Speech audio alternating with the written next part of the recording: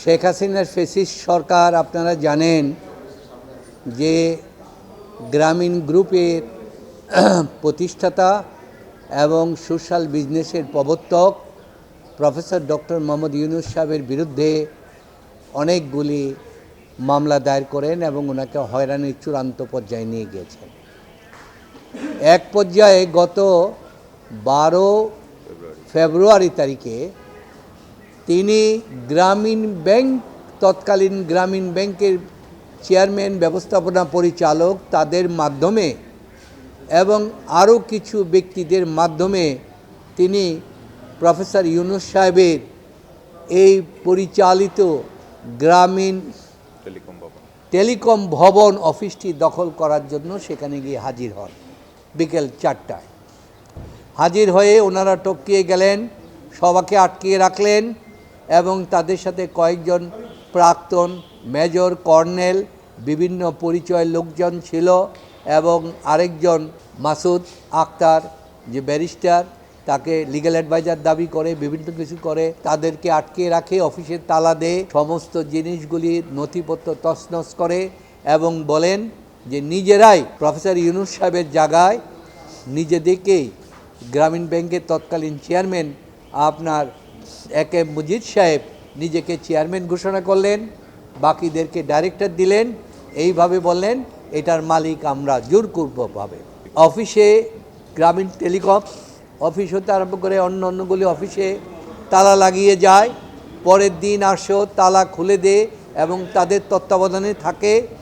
এর পরের দিন প্রফেসর ইউনূস সাহেব সাংবাদিক সম্মেলন ডাকলে সেখানে আপনারা জানেন যে ঝাড়ু মিছিল করে বিভিন্ন জায়গা থেকে নিয়ে আটকিয়ে রাখে দুপুর 12টা পর্যন্ত। পরবর্তীতে আপনাদের সাংবাদিকরা যখন গিয়ে সেখানে উপস্থিত হলেন, আপনাদের উপস্থিতি দেখে, আপনাদের নিউজের দেখে তারা সেখান থেকে চলে যায়। এই প্রক্রিয়ায় আজকে গ্রামীণ টেলিকমের এমডি পক্ষ থেকে ওটার ব্যবস্থাপনা পরিচালক জনাব নাজমুল ইসলাম সাহেব সিএমএম কোর্টে একটি মামলা দায়ের করেছেন। এই গ্রামীণ ব্যাংকের তৎকালীন চেয়ারম্যান সাইফুল মজিদ, এমডি নূর মোহাম্মদ সহ এই 19 জনের বিরুদ্ধে মামলা দায়ের করেছেন।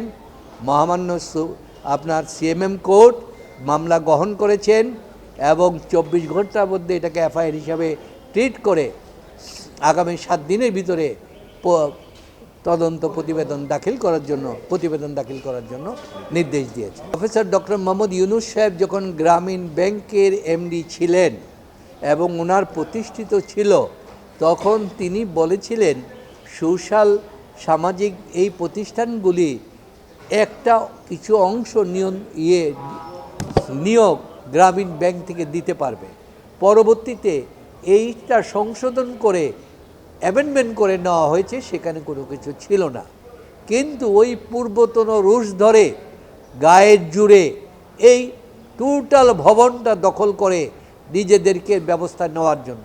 এবং আপনারা এও শুনেছেন যে গ্রামীণ টেলিফোন কোম্পানিটা, যেটার মধ্যে গ্রামীণ টেলিকমের 34% শেয়ার আছে, এই কোম্পানিতেও আপনার সালমান রহমান সাহেবের নিয়ন্ত্রণে নেওয়ার জন্য, মালিকানা নেওয়ার জন্য সমস্ত কিছু চূড়ান্ত করেছিল, শুধু দখলের অপেক্ষায় ছিল। এইভাবে একটা দখলের রাজত্ব হয়েছিল। ব্যাংকগুলি যেমন লুটপাট করা হয়েছিল, সমস্ত কিছু হয়েছিল। সেদিন গ্রামীণ টেলিকম ভবনও এইভাবে দখল করতে গিয়েছিল এবং সাংবাদিক সম্মেলনও আপনাদেরকে করতে দেওয়া হয় নাই। ঝাড়ু মিছিল বিভিন্ন জায়গা নিয়ে এসে তারা সেখানে ঘেরাও করে রেখেছিল।